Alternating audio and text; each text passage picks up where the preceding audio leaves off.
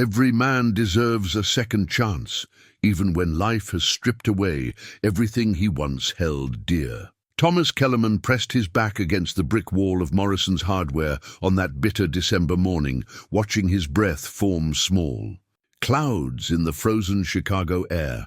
His weathered hands clutched a cup of coffee grown cold hours ago. Those same hands had once guided young students through piano scales and taught them the beauty of Chopin. Now they shook from the cold and 3 years of sleeping in doorways. The 63-year-old had learned to be invisible, surviving on charity and routine. But what happened next would shatter the careful walls he'd built around his broken heart. Could the man who had lost everything still find the strength to save someone else? Before we jump back in, tell us where you're tuning in from. And if this story touches you, make sure you're subscribed, because tomorrow I've saved something extra special for you. The sheet music crinkled softly in Thomas's coat pocket as he shifted against the cold brick. Bach's Goldberg Variations, yellowed and worn, had been with him through 3 winters on the streets. He couldn't bring himself to throw it away, though the notes on the page had become as distant as the life he once lived. 5 years ago, Thomas Kellerman had been a different man entirely. He'd stood before his 7th grade music class at Lincoln Elementary, his fingers dancing across the piano keys as 28 eager faces watched in wonder. The classroom had been his sanctuary, filled with the sound of young voices learning to harmonize, small hands finding their way across instrument strings, and the pure joy that came when a student finally grasped a difficult passage. Music isn't just notes on a page, he would tell them, his voice warm with passion. It's the language of the heart, speaking what words cannot say. Eleanor would pick him up after school, her smile brightening when she saw him emerge from the building with that familiar glow of a teacher who loved his work. They'd drive home together, Thomas sharing stories of breakthrough moments and small victories, while Eleanor rubbed her growing belly and talked about the nursery they were preparing. Their unborn son had already had a name, David, after Eleanor's father.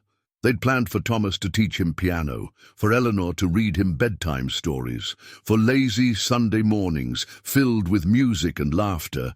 The future had stretched before them like a symphony waiting to be played, each movement carefully composed and full of promise. The accident happened on a Tuesday evening in March. Thomas had stayed late for parent conferences, and Eleanor had driven to pick him up because his car was in the shop.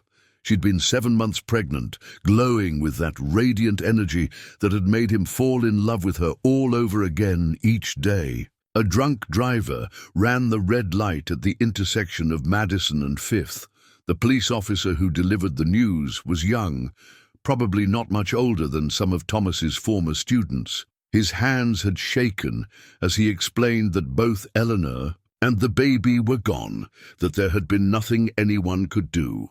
Thomas remembered the way the words seemed to echo in the empty house, bouncing off the walls of the nursery they'd painted soft yellow because they'd wanted to be surprised. The first year after the funeral was a blur of well-meaning friends, casseroles that went uneaten, and sleepless nights filled with phantom sounds of a baby crying. Thomas tried to return to teaching, but the music that had once brought him such joy now felt hollow and meaningless. How could he teach children about the beauty of life when his own had been shattered beyond repair? The drinking started gradually. A glass of wine with dinner became 2, then 3. Wine became whiskey. Whiskey became whatever was cheapest at the corner store. His principal, Marcus Williams, had been his closest friend for 15 years. Marcus tried to help, offering time off, counseling resources, anything to help Thomas find his way back.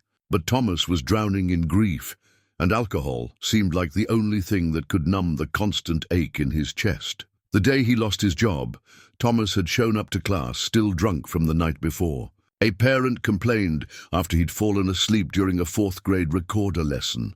Marcus had looked broken when he handed Thomas the termination papers, his eyes filled with the kind of sorrow that comes from watching a good man destroy himself. Tommy "Please," Marcus had said, using the nickname from their college days. "Let me help you. Let us help you. Eleanor wouldn't want this for you." But Thomas was beyond help by then. He sold the house, spending the money on alcohol and cheap motel rooms until both ran out. The transition to homelessness hadn't happened all at once. It was a gradual slide from respectability to invisibility, from having a place in the world to existing on its margins. The streets of Chicago were brutal teachers. Thomas learned which doorways offered the best shelter from the wind, which restaurants threw away food that was still edible, which police officers would move you along gently, and which ones would use their batons. He learned to make himself small and unremarkable, to avoid eye contact with people from his former life, to survive on the kindness of strangers who saw him as a cautionary tale rather than a human being. The shelters were often worse than sleeping outside. Too many rules, too much noise, too many broken people crammed together in spaces that smelled of disinfectant and despair. Thomas preferred his solitude, his carefully cultivated invisibility, his routine of survival that required nothing from anyone. But even in his lowest moments, he couldn't entirely silence the music in his head.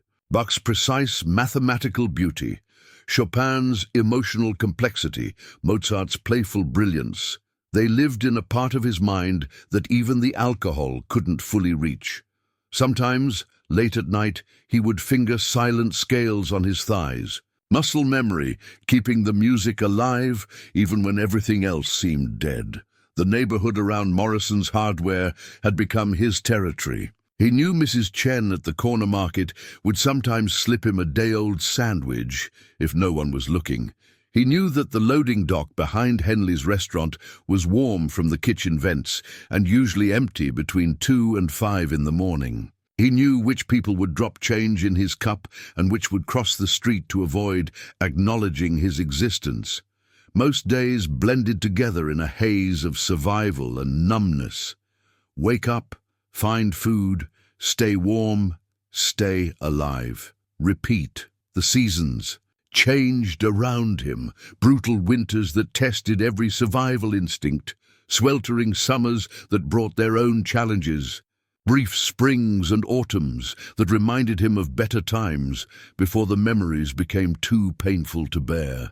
Thomas had grown skilled at reading people, at understanding the complex social dynamics of street life. There were the regulars, other, homeless individuals with their own stories and survival strategies. There were the do-gooders who handed out sandwiches and salvation with equal enthusiasm. There were the hostile ones who saw homelessness as a moral failing worthy of contempt or violence. But mostly, there were the invisible ones. The vast majority of people who simply looked through him as if he didn't exist, who stepped around him like he was a piece of street furniture, who lived their lives in a parallel universe where broken men in dirty coats were part of the urban landscape rather than fellow human beings with stories and pain and dreams deferred. On this particular December morning, Thomas clutched his cold coffee and listened to the sounds of the city waking up around him. Cars splashing through slush, the distant rumble of the L train, the mechanical hum of delivery trucks making their early rounds. His stomach growled. He'd had nothing to eat since the half sandwich Mrs. Chen had given him yesterday afternoon. The Bach variations rustled again in his pocket as he adjusted his position against the wall. He'd been Thomas Kellerman once, beloved teacher and devoted husband. Now he was just another invisible casualty of a city that had no time for broken dreams. But somewhere deep inside, beneath layers of grief and alcohol and survival instinct, a small part of him still believed that music was the language of the heart, speaking what words could not say. He had no way of knowing that in just a few moments that belief would be tested in ways he could never have imagined. The yellow coat appeared at the end of the alley like a bright beacon against the grey morning, moving with the desperate urgency of someone running toward salvation or away from disaster. Thomas looked up from his coffee, squinting through the December gloom as the small figure stumbled closer. It was a child, a little girl no more than 8 years old, her thin coat inadequate against the bitter Chicago cold. She clutched something against her chest, and as she drew nearer, Thomas could see it was a baby wrapped in a blanket that had seen better days. The girl's face was streaked with tears and panic, her breath coming in sharp puffs of white vapor. "Please!" she gasped as she reached Thomas, her voice cracking with desperation. "Please, you have to help us. She's dying." Thomas struggled to his feet, his joints protesting after hours against the cold brick. The little girl thrust the bundle toward him, and he could see a tiny face, pale and unnaturally still, lips tinged with an alarming shade of blue. "She won't wake up," the girl sobbed. "She's so hot, but she won't wake up, and I don't know what to do. I don't know what to do." Without thinking, Thomas reached out and pulled both children against his chest, wrapping his heavy coat around them. The baby was burning with fever, her small body limp and unresponsive. In that moment, every instinct that had kept him alive, on the streets, every survival mechanism he'd developed fell away. All that mattered was the sick child in his arms and the terrified little girl looking at him like he was her last hope. "What's your name?" he asked the girl, his voice gentler than it had been in years. "Keisha," she whispered, "and this is Zara. She's my sister." "Okay, Keisha. We're going to help Zara, but we need to get somewhere warm right now. Can you walk?" "Fast?" Keisha nodded, wiping her nose with the back of her sleeve. Thomas adjusted his grip on the baby, feeling the alarming heat radiating from her small body. He'd seen enough illness on the streets to know that this child needed medical attention immediately. Murphy's Diner was 3 blocks away, the only place Thomas knew that might let them in without asking too many questions. Marie Murphy had been running the place for 30 years, and while she wasn't particularly friendly to the homeless population, she had a soft spot for children. It was their best shot. "Stay close to me," Thomas told Keisha, and they began moving as quickly as they could through the slushy streets. The baby felt impossibly light in his arms, like she was already fading away. Thomas found himself whispering to her as they walked. Nonsense words of comfort that seemed to come from some deep, almost forgotten part of himself. "Hold on, little one. We're going to get you help. Just hold on." Keisha stumbled beside him, her 2 small shoes slipping on the icy sidewalk. Thomas reached out with his free arm and pulled her close, supporting her as they made their way toward the diner's warm, yellow glow. The bell above Murphy's door chimed as they burst inside, bringing with them a gust of cold air and the kind of desperate energy that made every head in the place turn. Marie looked up from behind the counter, her expression shifting from annoyance to concern as she took in the scene. A homeless man carrying a sick baby, a little girl in an inadequate coat, all of them shivering and desperate. "Marie," Thomas said, his voice carrying an authority he'd forgotten he possessed. "This baby needs help. She's burning up with fever and won't wake up. We need to call an ambulance." Marie hesitated for just a moment, her eyes moving from Thomas to the children and back again. Whatever she saw in his face made her decision for her. "Betty," she called to one of the waitresses, "call 911. Tell them we have a very sick baby." She gestured toward a booth in the corner. "Sit down, all of you. Let me get some ice water." Thomas slid into the booth, cradling Zara against his chest, while Keisha pressed close to his side. The warmth of the diner felt like a miracle after the brutal cold outside, but the baby in his arms remained frighteningly still. Marie returned with a glass of ice water and some clean cloth napkins. "Let me see her," she said, her voice softer now, the business owner replaced by the mother she'd once been. Thomas carefully adjusted the baby so Marie could see her face. Zara's breathing was shallow and rapid, her skin flushed with fever, but her lips still that alarming shade of blue. "How long has she been like this?" Marie asked Keisha. "Since yesterday," Keisha whispered. "She was coughing, and then she got real hot, and then this morning she wouldn't eat or wake up or nothing." Marie dampened one of the napkins with the ice water and gently placed it on Zara's forehead. "The ambulance is coming, honey. She's going to be okay." But Thomas could hear the uncertainty in her voice, could see the worry lines deepening around her eyes. He'd held enough dying things in his time on the streets to recognize how fragile life could be, how quickly it could slip away. "You did the right thing," he told Keisha, his voice steady, despite the fear clawing at his chest. "You found help. You took care of your sister. You're so brave." Keisha looked up at him with eyes that seemed far too old for her 8-year-old face. "Are you going to leave when the ambulance comes?" The question hit Thomas like a physical blow. He could see his reflection in the diner's window, a broken-down homeless man holding someone else's sick child, promising comfort he had no right to give. Every rational part of his mind told him to slip away as soon as the professionals arrived, to return to his invisible existence before anyone asked too many questions. But looking down at Keisha's terrified face, feeling Zara's tiny hand curled against his shirt, Thomas felt something crack open inside his chest. It was painful and warm and utterly unexpected, the first real emotion he'd allowed himself to feel in 3 years. "No," he heard himself say. "I'm not going anywhere." The sirens were getting closer now, their wail cutting through the morning, air like a promise of hope. Thomas tightened his arms around both children and waited for whatever came next, knowing that in the space of 15 minutes, his carefully constructed world of invisibility and numbness had been shattered by 2 small girls who needed him more than he needed his next drink. For the first time in years, Thomas Kellerman had somewhere to be that mattered more than his own pain. Chicago General Hospital's emergency room smelled like disinfectant and fear, a combination Thomas had grown familiar with during his years on the streets. But this time was different. This time he wasn't the patient being treated for exposure or malnutrition or the aftermath of a beating. This time he was the one doing the worrying.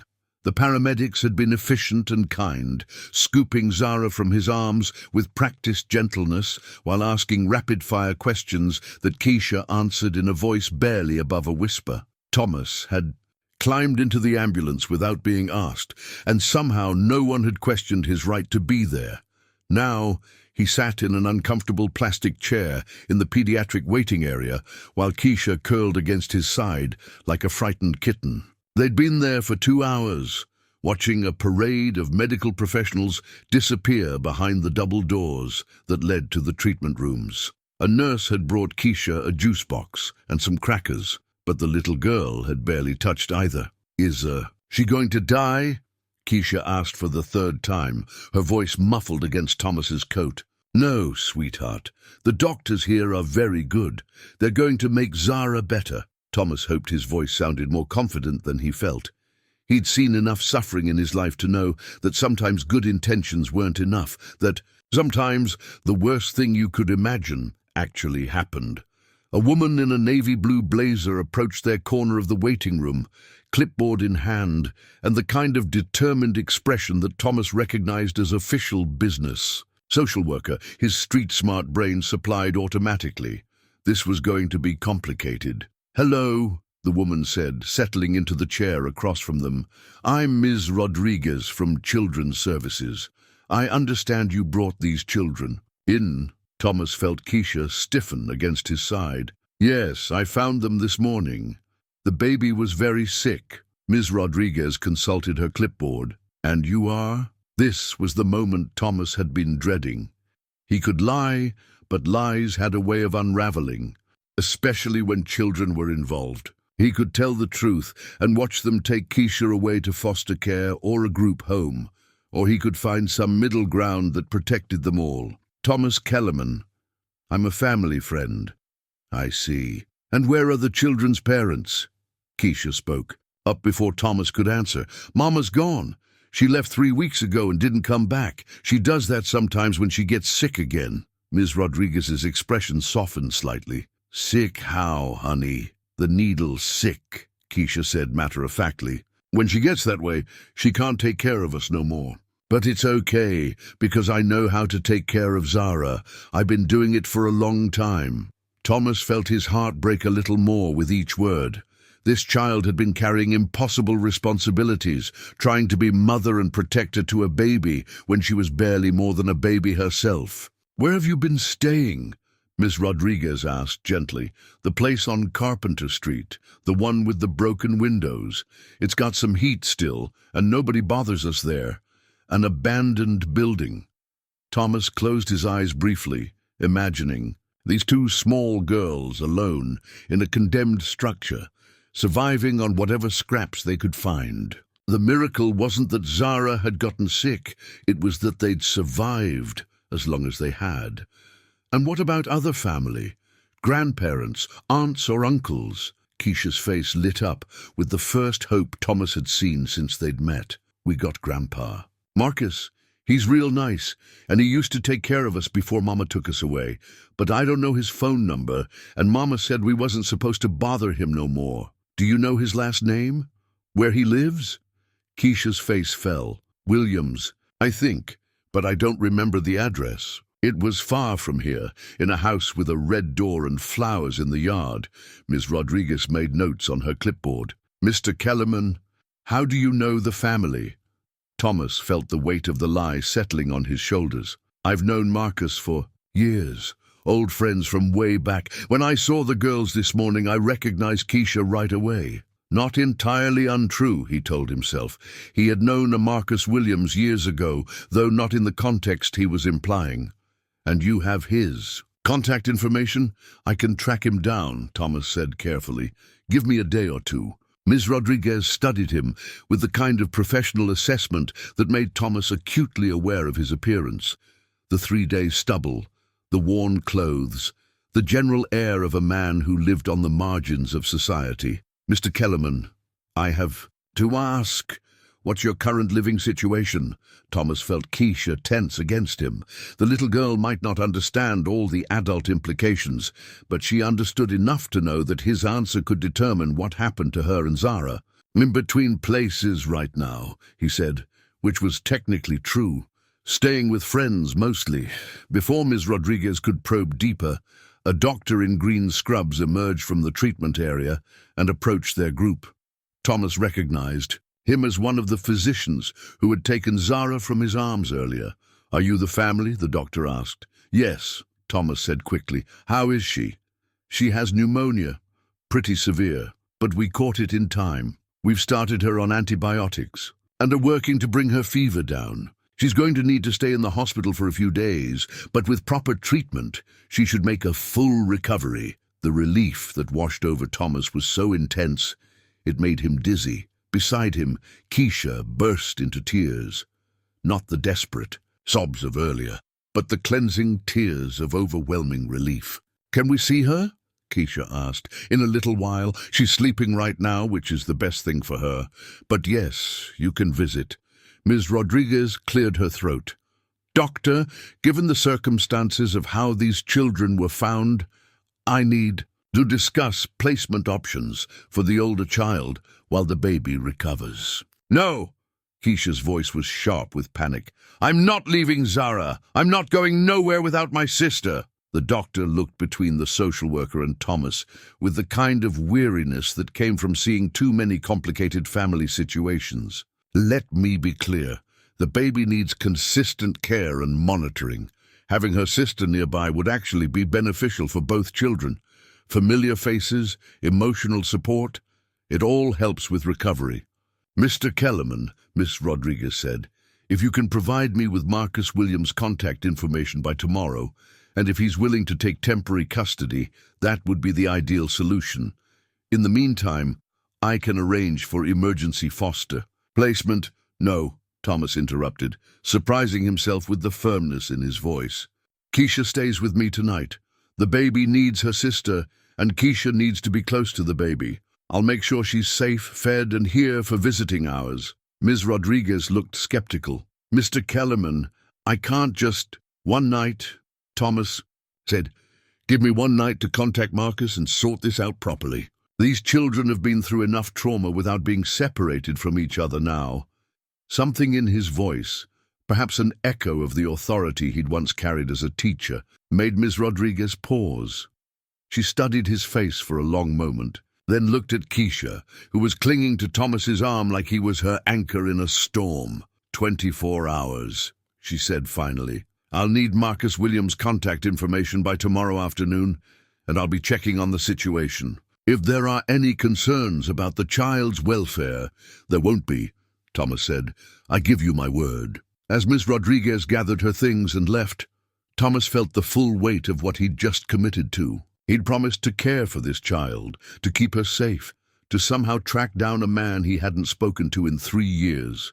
A man who had no idea that his former friend was now homeless and broken. But looking down at Keisha, seeing the trust in her eyes and the way she'd relaxed against his side, now that she knew she wouldn't be taken away from her sister, Thomas felt something he hadn't experienced in years, the sense that he was needed, that his life might actually matter to someone other than himself. The hospital bracelet around Zara's tiny wrist would become a symbol of this moment, the moment when Thomas Kellerman stopped being invisible and started being responsible for something more precious than his own survival. The waiting room chairs at Chicago General weren't designed for sleeping, but Thomas had learned to find rest in far less comfortable places. As the night deepened around them, he dozed fitfully with Keisha curled against his side. Her small body finally relaxed after the terror of the morning. She talked in her sleep, fragments of conversations with her sister, whispered reassurances. To herself, sometimes calling out for her mama in a voice so heartbroken it made Thomas's chest ache. During one of his wakeful moments around 3 in the morning, she stirred and looked up at him with eyes that reflected the emergency room's fluorescent lights. "You're still here," she whispered, as if she'd been afraid he might disappear while she slept. "I told you I would be. Mama used to say that too, but then she'd be gone when I waked up." Thomas adjusted his position so he could look at her properly. "What would you do when she left?" "Take care of Zara mostly. I know how to make formula, and I can change diapers real good. Sometimes I'd sing to her when she cried, the songs Mama taught me before she got sick again." The casual way Keisha discussed such enormous responsibilities broke something inside Thomas. This little girl had been mother, protector, and provider to a baby, carrying burdens that would challenge adults twice her age. "How old are you, Keisha?" 8. "I'll be 9 in February if—" She trailed off, as if catching herself before saying something that might tempt fate. "What do you want for your birthday?" Thomas asked, wanting to steer the conversation towards something hopeful. Keisha was quiet for so long that Thomas thought she'd fallen back asleep. When she finally spoke, her voice was barely audible. "I want Zara to not be sick no more. And I want Mama to come back and be not sick neither. And I want us to live with Grandpa Marcus again, in the house with the red door." She paused, then added, "And maybe a cake. I never had a birthday cake that was just for me." The simple honesty of her wishes, basic safety, family stability, and one small celebration, highlighted everything that had been stolen from these children. Thomas found himself making a mental promise that Keisha would have her birthday cake, even if he had to figure out how to make it himself. The nurse came to check on them around 4 in the morning, bringing fresh juice and crackers for Keisha, and a cup of coffee for Thomas that was both terrible and necessary. "The little one is doing much better," she reported. "Her fever's coming down, and she's been awake a few times asking for her sister. You can see her for a few minutes if you'd like." Keisha was instantly alert. "Can we? Right now?" The pediatric ICU was quiet, except for the soft beeping of monitors and the whispered conversations of night shift nurses. Zara looked impossibly small in the hospital bed, connected to an IV, and wearing a tiny oxygen mask that fogged with each breath. But her color was better, and her eyes tracked toward them as they approached. "Hey, baby girl," Keisha whispered, reaching through the bed rails to stroke her sister's hand. "I'm right here. Thomas is here too. We're not going nowhere." Zara's eyes found Thomas's face, and for a moment he thought she might cry. This strange man in her sister's company. Instead, her tiny fingers curled around Keisha's thumb, and she made a soft sound that might have been contentment. Standing there in the dim light of the ICU, watching Keisha comfort her sister with the practiced ease of someone who'd been doing it for months, Thomas felt something shift inside his chest. It was rusty and painful, like a door opening in a room that had been locked for years. He remembered holding Eleanor's hand when she was in the hospital after a minor surgery years ago, the fierce protectiveness he'd felt, the way love could make you brave enough to face anything. He'd thought that part of him had died with her, but watching these two girls together, seeing their unbreakable bond, despite everything they'd endured, he realized that maybe love didn't die. Maybe it just waited for a reason to wake up again. When they returned to the waiting room, Thomas knew they couldn't spend another night in plastic chairs.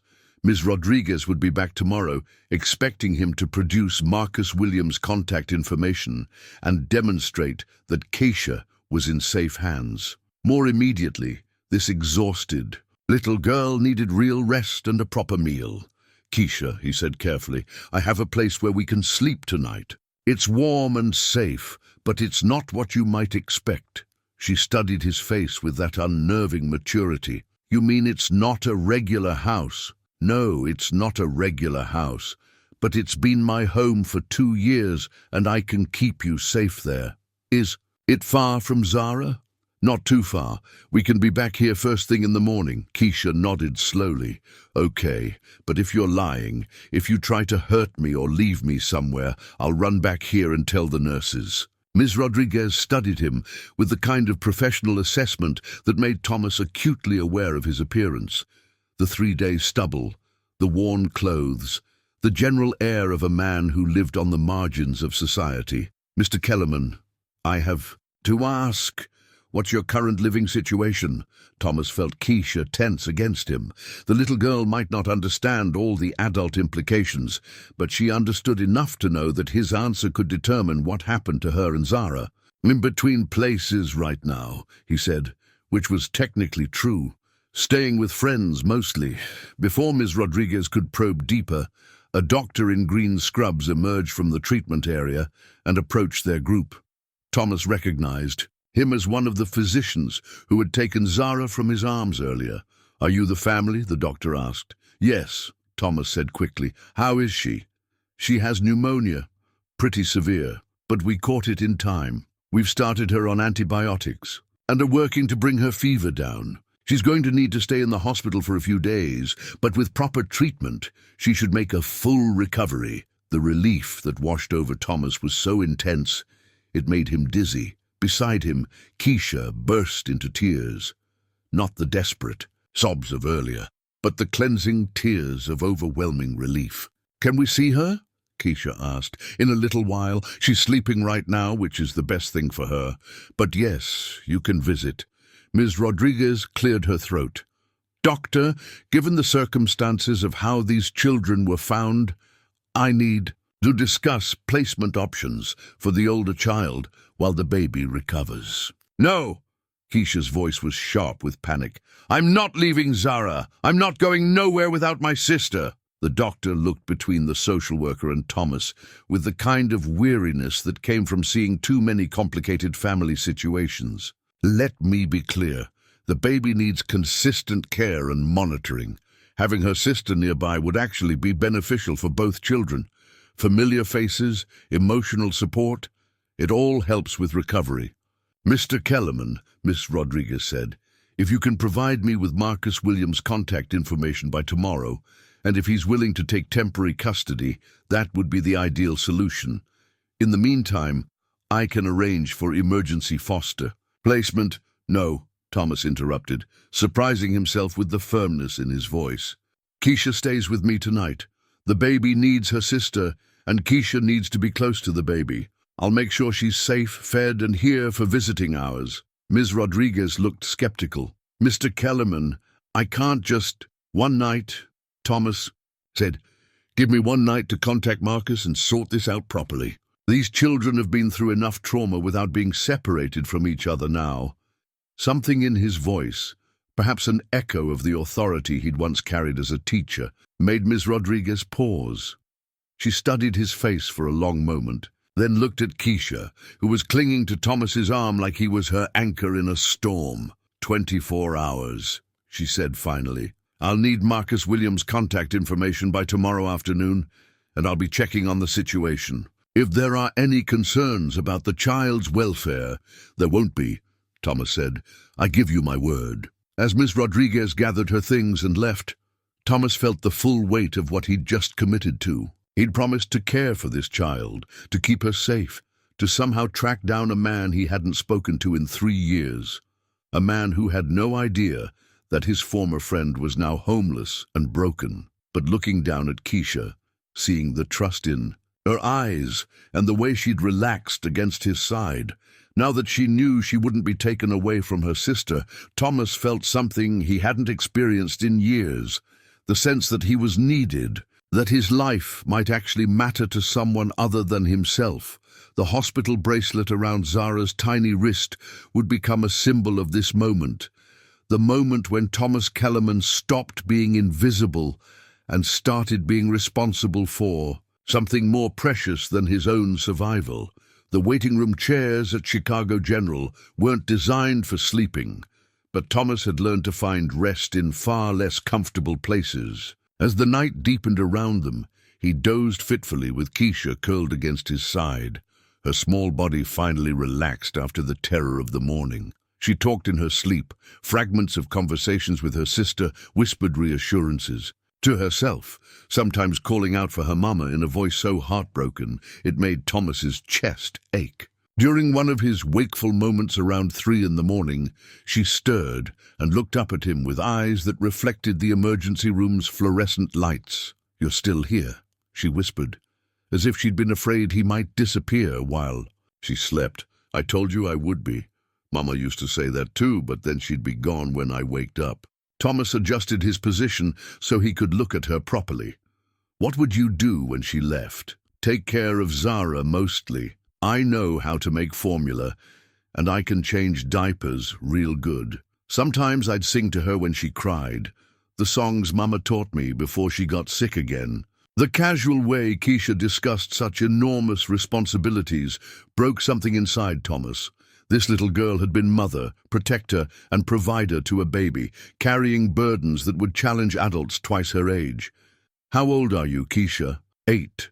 "I'll be 9 in February if—" She trailed off, as if catching herself before saying something that might tempt fate. "What do you want for your birthday?" Thomas asked, wanting to steer the conversation towards something hopeful.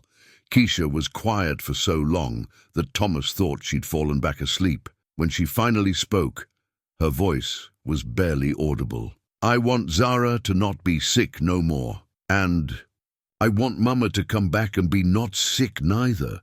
And I want us to live with Grandpa Marcus again, in the house with the red door." She paused, then added, "And maybe a cake. I never had a birthday cake that was just for me." The simple honesty of her wishes, basic safety, family stability, and one small celebration, highlighted everything that had been stolen from these children. Thomas found himself making a mental promise that Keisha would have her birthday cake, even if he had to figure out how to make it himself. The nurse came to check on them around 4 in the morning, bringing fresh juice and crackers for Keisha, and a cup of coffee for Thomas that was both terrible and necessary. "The little one is doing much better," she reported. "Her fever's coming down, and she's been awake a few times asking for her sister. You can see her for a few minutes if you'd like." Keisha was instantly alert. "Can we? Right now?"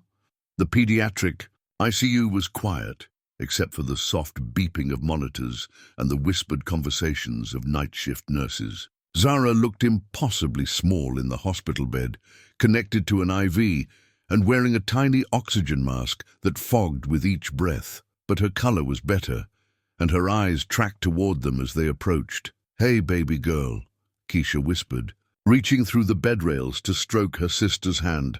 "I'm right here. Thomas is here too. We're not going nowhere." Zara's eyes found Thomas's face, and for a moment he thought she might cry. This strange man in her sister's company. Instead, her tiny fingers curled around Keisha's thumb, and she made a soft sound that might have been contentment. Standing there in the dim light of the ICU, watching Keisha comfort her sister with the practiced ease of someone who'd been doing it for months, Thomas felt something shift inside his chest. It was rusty and painful, like a door opening in a room that had been locked for years. He remembered holding Eleanor's hand when she was in the hospital after a minor surgery years ago. The fierce protectiveness he'd felt, the way love could make you brave enough to face anything. He'd thought that part of him had died with her, but watching these two girls together, seeing their unbreakable bond, despite everything they'd endured, he realized that maybe love didn't die. Maybe it just waited for a reason to wake up again. When they returned to the waiting room, Thomas knew they couldn't spend another night in plastic chairs. Ms. Rodriguez would be back tomorrow, expecting him to produce Marcus Williams' contact information and demonstrate that Keisha was in safe hands. More immediately, this exhausted little girl needed real rest and a proper meal. "Keisha," he said carefully, "I have a place where we can sleep tonight. It's warm and safe, but it's not what you might expect." She studied his face with that unnerving maturity. "You mean it's not a regular house?" "No, it's not a regular house, but it's been my home for 2 years and I can keep you safe there." "Is it far from Zara?" "Not too far. We can be back here first thing in the morning." Keisha nodded slowly. "Okay, but if you're lying, if you try to hurt me or leave me somewhere, I'll run back here and tell the nurses." The fact that an 8-year-old felt the need to negotiate her own safety arrangements was devastating, but Thomas admired her caution. Street life had taught him that trust was earned, not given, and Keisha had learned that lesson far too young. "That's smart," he told her. "Always have a plan. Always know how to get help." They left the hospital as dawn was breaking over the city, Thomas carrying Zara's stuffed elephant that had been in Keisha's coat pocket, a worn, beloved toy that had probably been her sister's comfort object through countless difficult nights. The basement of St. Bartholomew's Church had been Thomas's secret sanctuary for almost 2 years. The old Catholic church had been condemned after a fire damaged the upper floors, but the basement remained structurally sound and forgotten by city inspectors. Thomas had discovered it during his first winter on the streets, and over time he'd made it into something approaching habitable. He'd scavenged furniture from alleys and dumpsters, a mattress that wasn't too stained, a couple of chairs, a small table. He'd rigged extension cords to tap into the building's electrical system, which somehow still worked despite the church's abandoned status. Most importantly, he'd found a way to access the old heating system, which meant the space stayed warm even in the worst Chicago winters. "This is where you live?" Keisha asked, looking around the dimly lit space with curious rather than judgmental eyes. "This is it. I know it's not much." "It's better than the place on Carpenter Street," she interrupted. "At least it don't smell like pee, and there's no holes in the roof." Thomas felt an unexpected surge of pride in his makeshift home. He'd worked hard to make it clean and organized, to maintain some dignity even in homelessness. Seeing it through Keisha's eyes, he realized he'd created something valuable.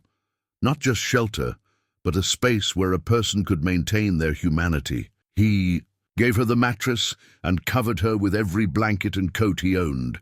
Within minutes she was deeply asleep, one arm wrapped around Zara's stuffed elephant, her face finally peaceful. Thomas settled into one of the chairs and watched her sleep, this brave little girl who'd entrusted him with her safety. Tomorrow he would have to find Marcus Williams, explain the impossible situation, and somehow convince his former friend to take responsibility for children he barely knew. But tonight, for the first time in 3 years, Thomas Kellerman had a purpose that extended beyond his own survival. The basement was quiet except for the soft sound of Keisha's breathing and the distant hum of traffic above. Thomas closed his eyes and let himself imagine just for a moment what it might feel like to matter to someone again. Thomas woke to the sound of small feet exploring his sanctuary, and for a moment he couldn't remember where he was or why a child was moving around his basement hideaway. Then the events of the previous day rushed back, and he opened his eyes to find Keisha examining his makeshift kitchen setup with the careful attention of someone who understood the value of organization. "You got it real nice in here," she said when she noticed he was awake. "Everything's got a place." Thomas sat up slowly, his back protesting after a night in the chair. Sunlight was filtering through the small basement windows, casting everything in the golden glow that made the space look almost cozy. I tried to keep things tidy. Keisha picked up the handmade blanket he'd covered her with the night before, running her small fingers over the patches of different fabrics he'd sewn together. "Did you make this?" Thomas felt heat rise in his cheeks.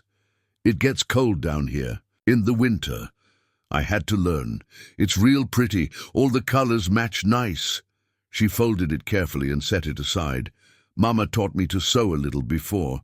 She made Zara's elephant. The worn, stuffed animal sat on the mattress where Keisha had placed it when she woke up, and Thomas could see now that it had been lovingly handcrafted, probably during better times when Diana still had hope that she could be the mother her daughters deserved.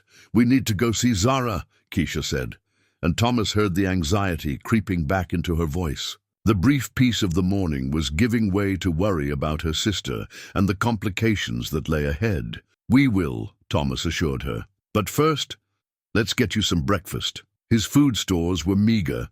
A few cans of soup, some crackers, a jar of peanut butter that was more memory than substance. But he managed to create something approaching a meal.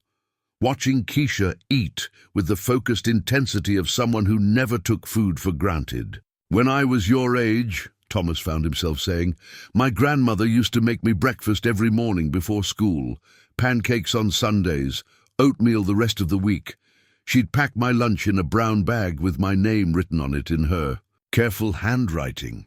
Keisha looked up from her crackers. "What happened to her?" "She passed away when I was in high school.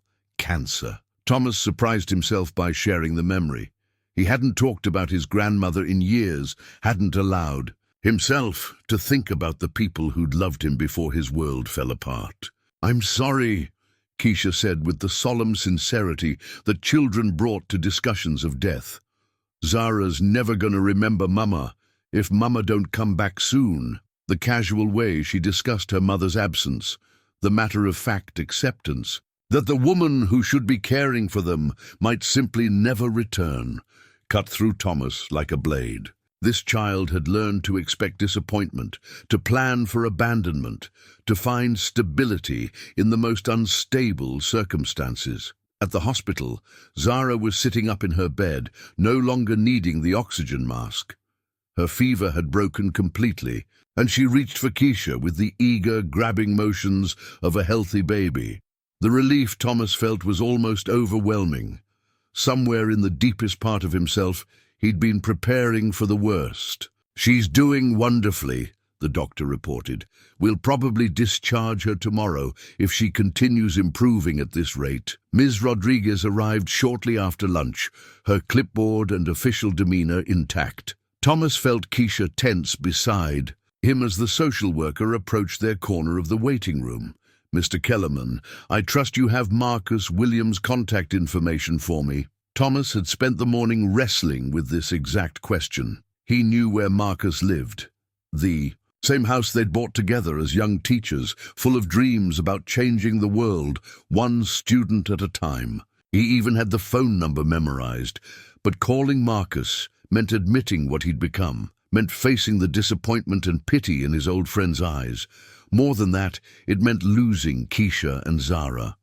Once Marcus took custody, Thomas would return to his basement, to his invisible existence, to the careful numbness that had kept him alive for 3 years. These children had awakened something in him that he wasn't sure he was ready to let go of. "I spoke to him this morning," Thomas lied smoothly. "He's driving up from Springfield, should be here by evening." It wasn't entirely untrue. Marcus did live in Springfield now, having taken a position as principal at a school there after Thomas's breakdown had made their shared workplace too painful for both of them. Ms. Rodriguez made notes on her clipboard. "And he's willing to take temporary custody?" "Family is family," Thomas said, which was both true and meaningless. "I'll need to speak with him directly when he arrives, verify his identity, and discuss the placement process."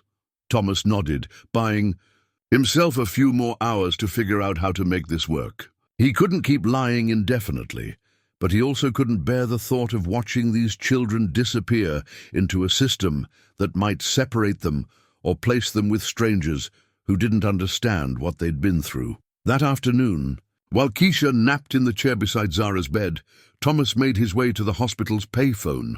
He stood there for 20 minutes, receiver in hand, trying to find the courage to dial a number he'd avoided for 3 years.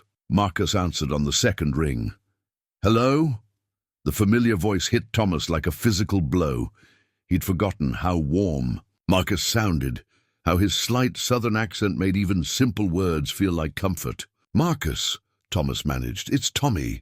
The silence stretched so long that Thomas thought the connection might have been lost. When Marcus finally spoke, his voice was thick with emotion. "Jesus Christ, Tommy. Do you have any idea how worried I've been? How long I've been looking for you?" "I'm sorry," Thomas whispered. "I know I should have called. Tommy, you disappeared. One day you were there, the next day you were gone. No forwarding address, no phone number, nothing. I thought—" Marcus's voice broke. "I thought you might be dead." Thomas closed his eyes, leaning against the wall beside the payphone. "I'm not dead. Where are you? Are you okay? You sound— Marcus, I need help." And then, standing in a hospital hallway with the sounds of life and death swirling around him, Thomas told his oldest friend everything. About the drinking, the homelessness, the 3 years of surviving on Chicago's streets. About finding Keisha and Zara, about the lies he'd told social services, about the promise he'd made to keep these children safe. When he finished, Marcus was quiet for a long time. "You found Diana's girls," he said finally. Thomas felt the world shift around him. "You know Diana." "Tommy, Diana is my daughter." The revelation that Marcus was Diana's father changed everything and nothing all at once. Thomas hung up the phone with trembling hands, his mind reeling from the impossibility of the coincidence, except it wasn't really a coincidence at all. Chicago was a big city, but the world of teachers was smaller, and the world of broken families struggling with addiction was smaller still. When he returned to Zara's room, Keisha was awake and teaching her sister to clap her hands along to a song she was humming. The tune was familiar, "Twinkle, Twinkle, Little Star," but Keisha had added her own variations, little flourishes that made the simple melody more complex and beautiful. "You have a lovely voice," Thomas told her, settling back into his chair. Beside the bed, Keisha ducked her head, suddenly shy. "Mama used to sing to us all the time, before she got sick again. She said music makes everything better." Thomas felt a pang of recognition. How many times had he told his students the same thing? Music was healing, music was connection, music was the language that spoke when words weren't enough. "Would you like me to teach you some other songs?" Keisha's eyes lit up. "You know songs?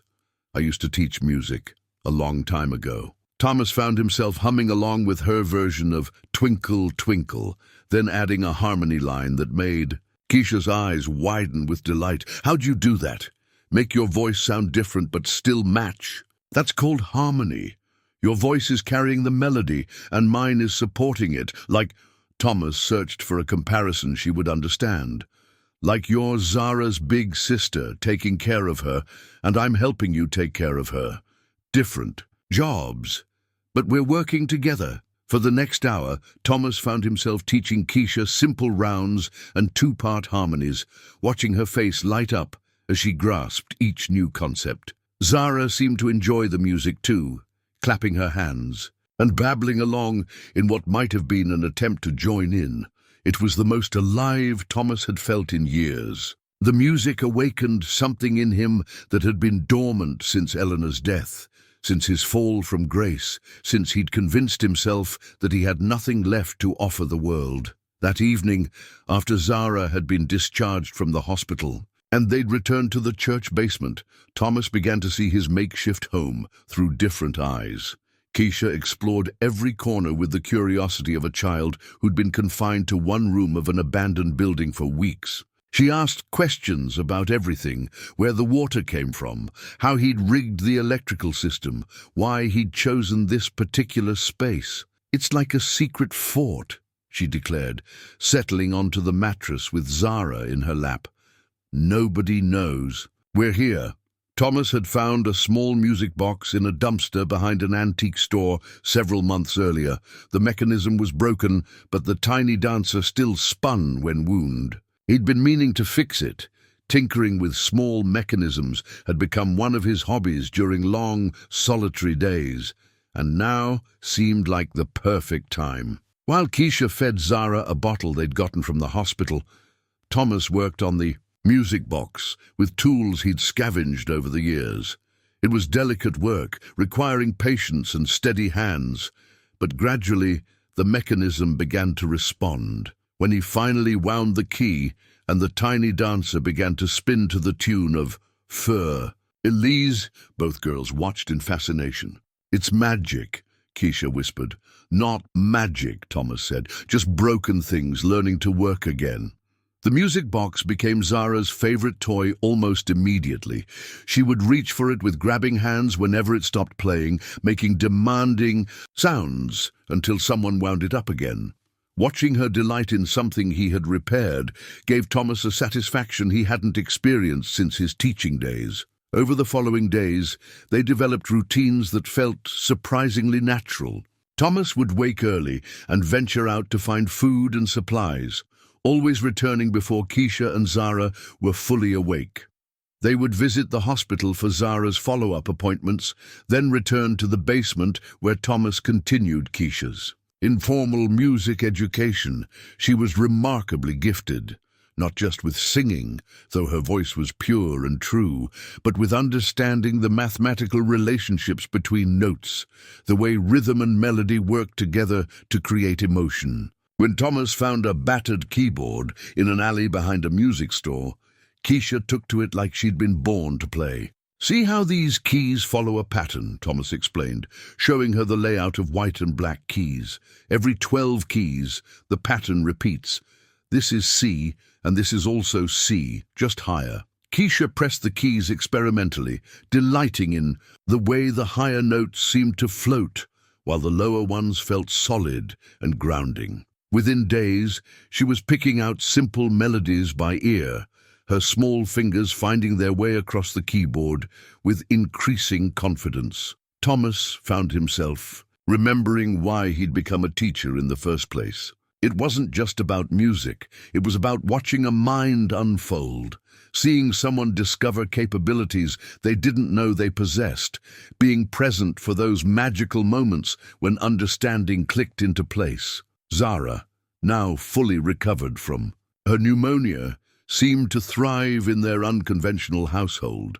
She was walking more steadily, babbling in what sounded increasingly like actual words, and had developed a particular attachment to Thomas that both delighted and terrified him. When she reached for him with her tiny arms, when she fell asleep against his chest while he hummed lullabies, he felt pieces of his heart knitting back together in ways he'd thought impossible. But even in their happiest moments, Thomas knew their situation was temporary. Ms. Rodriguez called every few days, asking about Marcus's arrival. Soon she would demand to speak with him directly, and Thomas would have to confess that his old friend was actually the children's grandfather, and that he'd been lying from the beginning. More troubling were the signs that their secret sanctuary might not remain secret much longer. Thomas had noticed footprints in the snow outside the church that didn't belong to him or Keisha. Someone had tried the basement door while they were at the hospital one afternoon.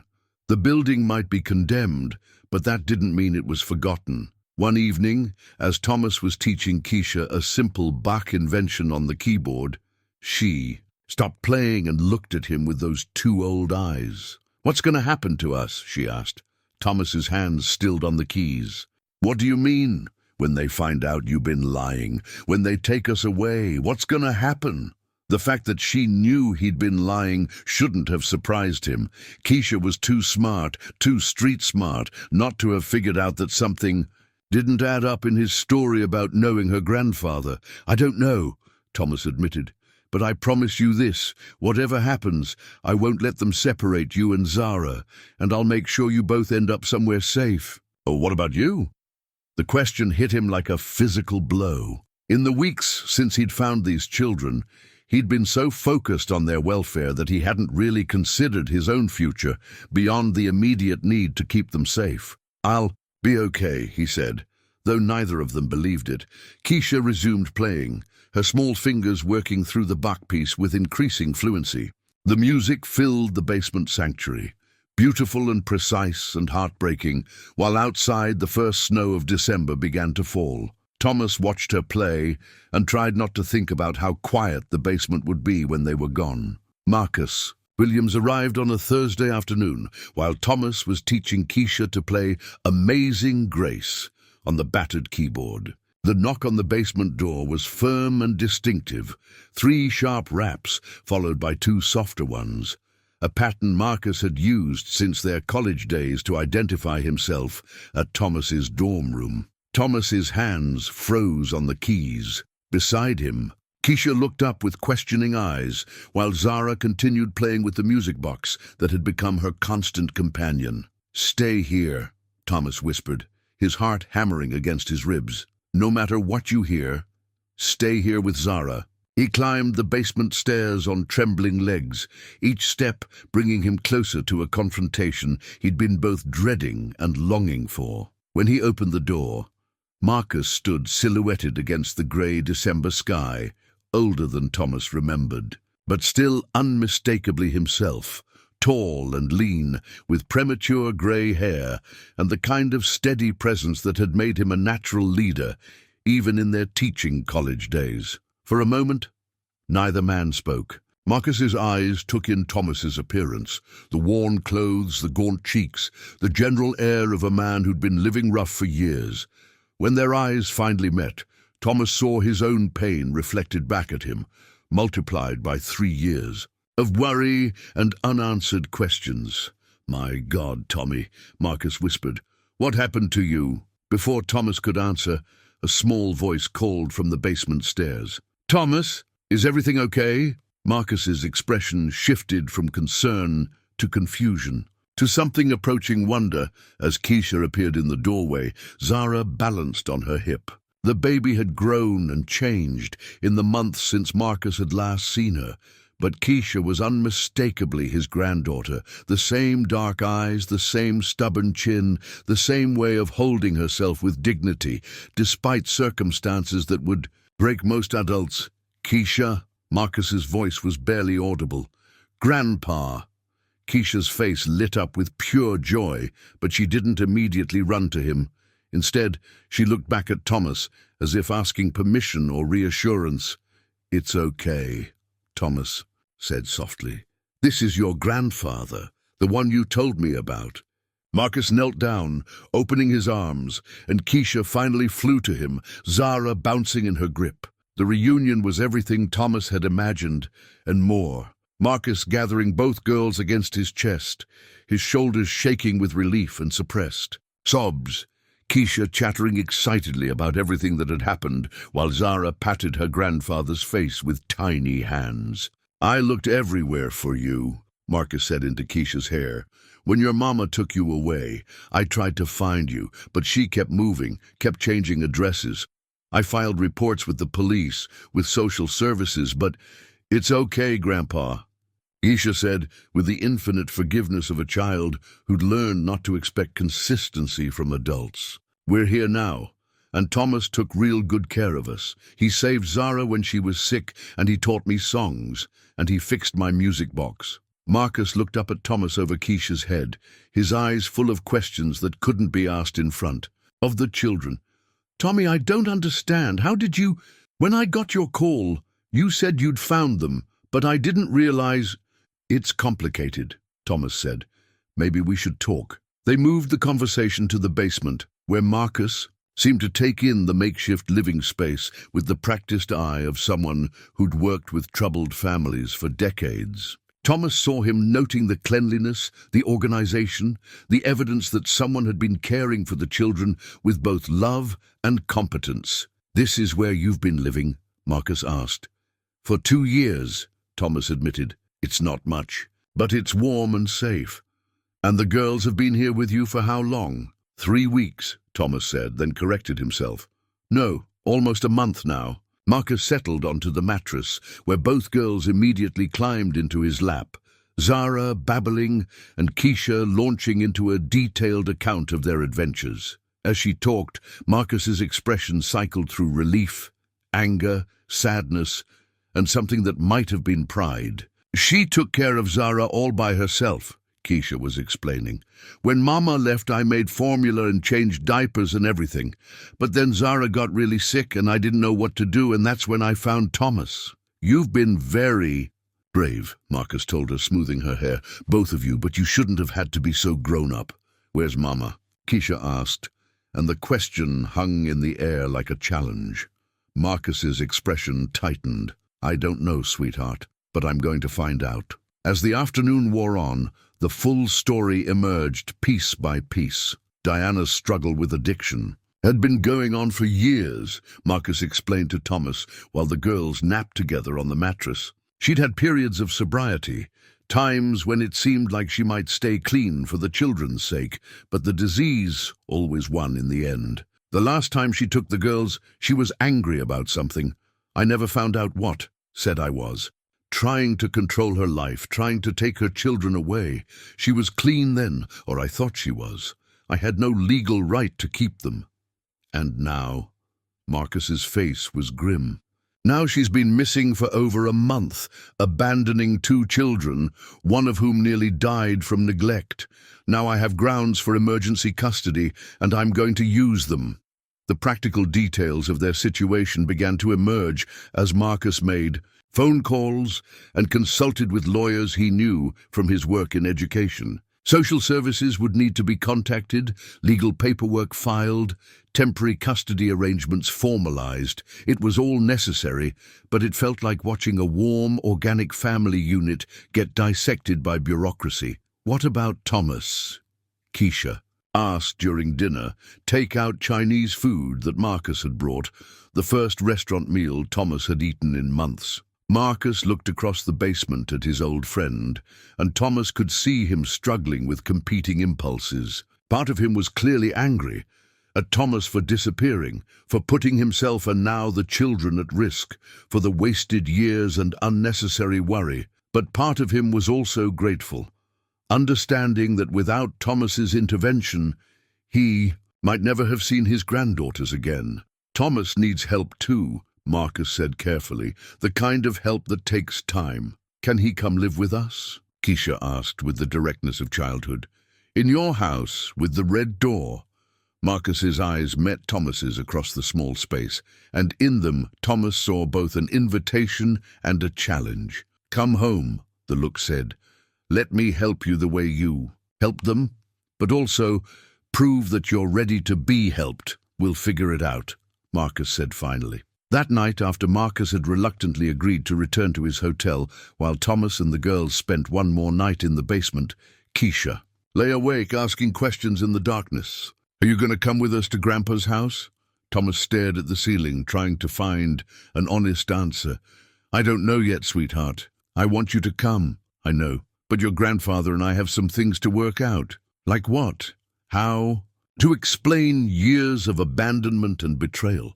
How to describe the way grief could turn a person inside out, make them unrecognizable even to themselves. How to convey that love sometimes meant letting go, even when letting go felt like dying, like how to be friends again after we forgot how for a while. Keisha was quiet for so long that Thomas thought she'd fallen asleep. When she finally spoke, her voice was small but determined. Thomas, yes, you saved us. Now we're gonna save you. In the morning, they would leave the basement sanctuary that had sheltered them all. Thomas would face the consequences of his deceptions and the challenge of rebuilding a life he'd abandoned 3 years ago. The girls would begin the difficult process of healing from trauma and learning to trust in stability again. But tonight, in the warm darkness of their secret refuge, they were still a family. Unconventional and temporary maybe, but real in all the ways that mattered.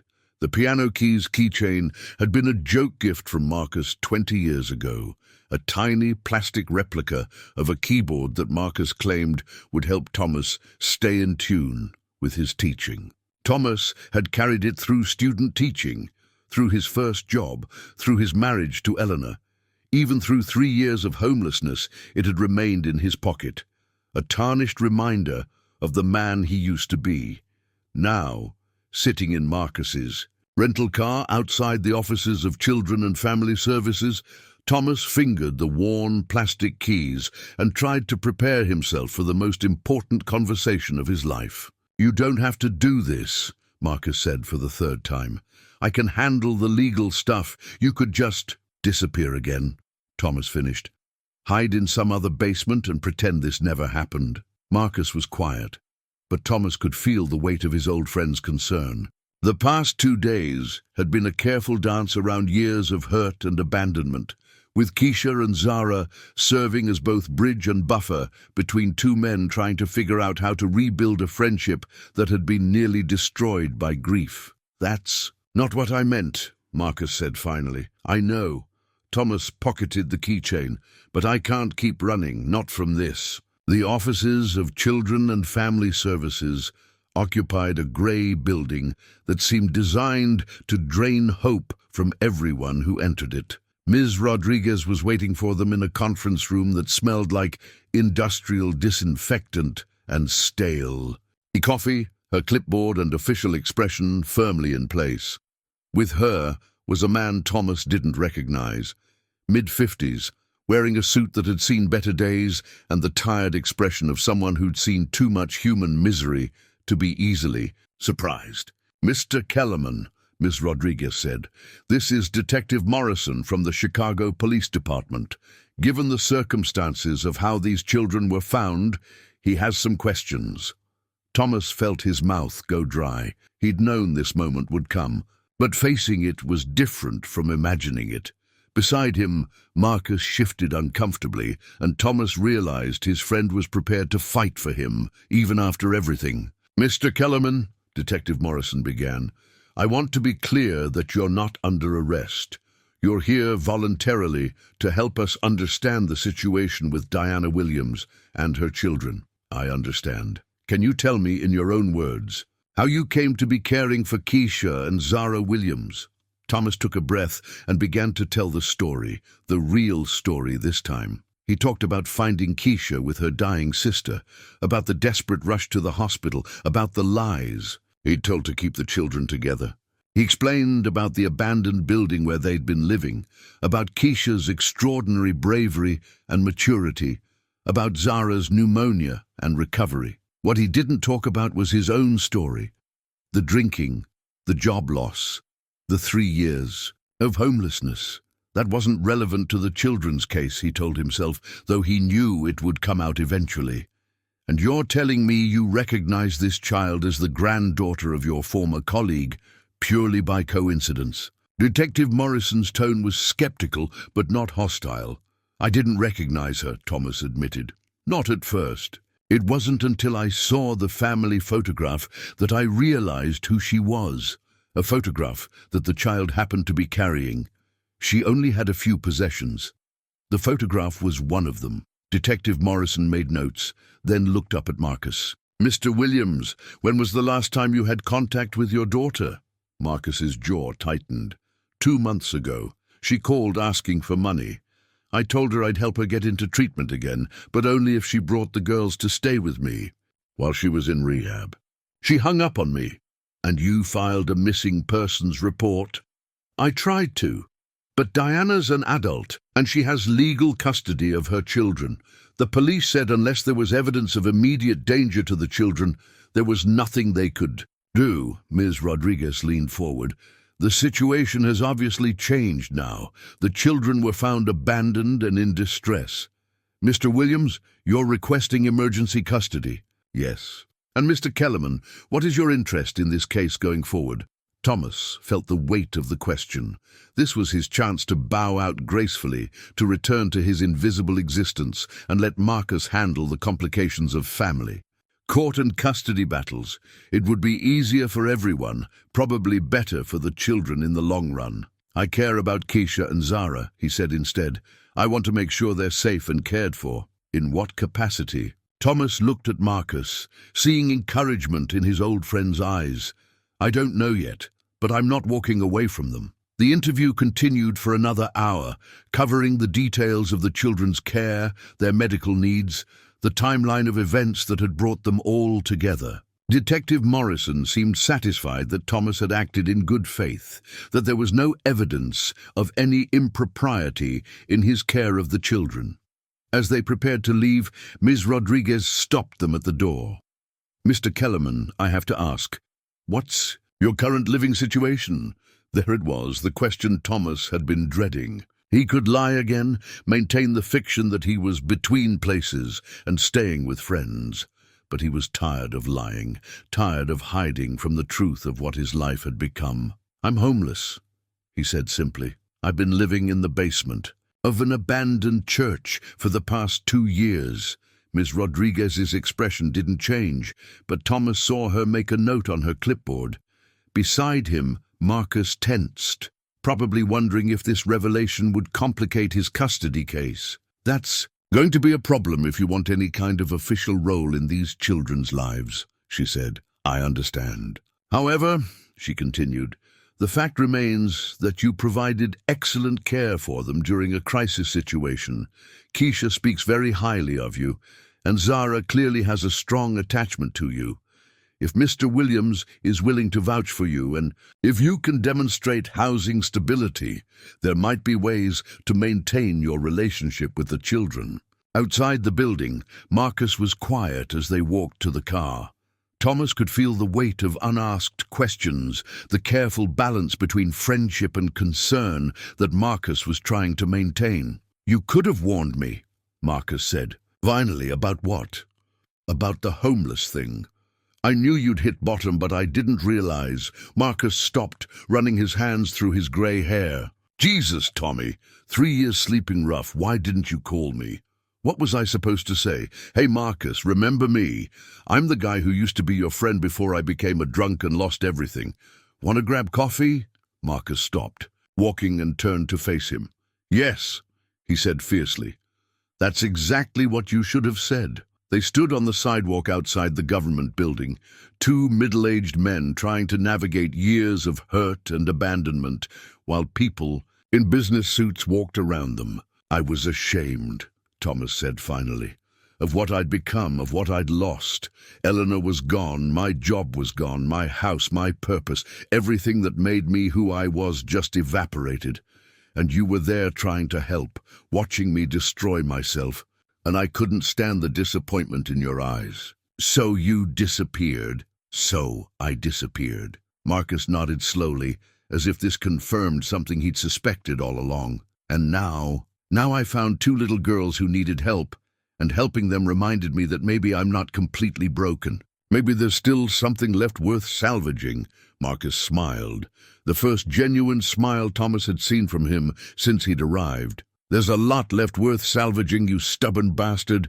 There always was. They drove back to the hotel where Marcus was staying, where Keisha and Zara were waiting with a babysitter Marcus had hired through the concierge service. The girls flew at Thomas as soon as he walked through the door, and he realized with a start that they'd been worried about him, that his absence had caused them anxiety. We thought you wasn't coming back, Keisha said, clinging to his leg. I promised I wouldn't leave you, Thomas reminded her. I keep my promises. That evening, they had dinner in the hotel restaurant, a surreal experience for Thomas, who hadn't eaten in a real restaurant in years. Keisha was fascinated by everything. The cloth napkins, the multiple forks, the way the waiter appeared whenever they needed something. Zara sat in a high chair, alternately charming the staff with her babbling and throwing bits of roll on the floor. Tomorrow we drive to Springfield, Marcus announced over dessert. I've got temporary custody pending a full hearing next month. The girls will stay with me, and we'll get them enrolled in school, get them medical checkups, start the process of building normal lives. What about Thomas? Keisha asked, the question that had been hanging over all of them. Marcus looked across the table at his old friend. Thomas has some decisions to make about what he wants his life to look like going forward. Later that night, after the girls were asleep in one of the hotel's connecting rooms, Marcus and Thomas sat in the small sitting area, sharing a bottle of sparkling water and 20 years of unspoken history. "I kept your teaching certificate current," Marcus said suddenly. Thomas looked up, startled. "What? Your teaching certificate? I've been paying the renewal fees, taking the required continuing education courses online under your name. You're still technically qualified to teach in Illinois." Thomas stared at his friend, understanding the magnitude of what Marcus had done. "Why?" "Because I knew you'd come back someday. Maybe not to me, maybe not to teaching, but to yourself.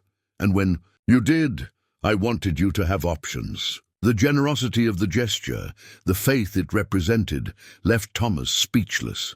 For 3 years, while he'd been convinced he was beyond redemption, Marcus had been quietly maintaining a bridge back to the life Thomas had abandoned. "There's a position opening at my school," Marcus continued. "Elementary music teacher, part-time to start, just 3 days a week. The pay isn't great, but it comes with health insurance and a chance to remember who you used to be." "Marcus, I'm not done. There's a small apartment over the garage behind my house. It needs work, but it's got good bones, private entrance, separate utilities. You could rent it from me, help with the girls when I'm at work, be part of their lives while you figure out what comes next." Thomas felt tears threatening for the first time in years. "Why would you do that? After everything I put you through?" "Oh, why would you go?" "Because Keisha was right," Marcus said simply. "You saved them. Now it's our turn to save you." The social services report arrived on a Tuesday morning, thick with official letterhead and the weight of bureaucratic decision-making. Thomas read it while sitting in the small apartment above Marcus's garage, surrounded by boxes of his few recovered possessions and the unfamiliar comfort of having a place to call home. The document was everything Ms. Rodriguez had warned him. It would be a careful, clinical assessment of his fitness to be involved in the children's lives.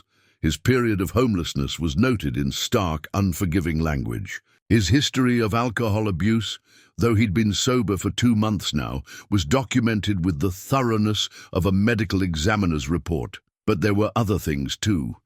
Character references from Marie at Murphy's Diner, who testified to his gentle treatment of the children during their crisis. Medical records from Zara's hospital stay, showing that her care during Thomas's custody had been exemplary. Most importantly, interviews with both girls, Keisha's articulate defense of the man who'd saved them, and even Zara's positive response to his presence, noted by a child psychologist who specialized in trauma cases. The conclusion was a bureaucratic compromise. Thomas could maintain supervised contact with the children, but any expansion of his role would require completion of a family reunification program, ongoing sobriety monitoring, and stable employment for at least 6 months. It felt like both victory and defeat wrapped in official stationery. "You're being too hard on yourself," Marcus said when he found Thomas reading the report for the 3rd time. 6 months ago, you were living in a basement.